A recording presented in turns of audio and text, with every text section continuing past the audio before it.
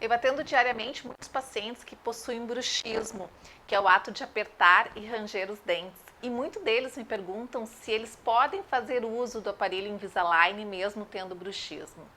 Bom, enquanto estiver em tratamento com aparelhos Invisalign, ele não vai mais utilizar aquela placa de bruxismo que comumente ele utiliza de noite para dormir. E ele vai fazer o uso durante todo o dia e toda a noite do próprio aparelho Invisalign, que acaba também fazendo a proteção dos dentes para que o paciente não desgaste os dentes durante o tratamento. Então, durante o tratamento ortodôntico com Invisalign, não utiliza a placa de bruxismo e utiliza os próprios aparelhos para proteção dos dentes. Então, o aparelho acaba sendo uma excelente alternativa de tratamento para pacientes que têm bruxismo, já que durante o tratamento ortodôntico, por exemplo, com aparelhos fixos que são colados aos dentes, não daria para utilizar a placa de proteção dos dentes, a placa de bruxismo.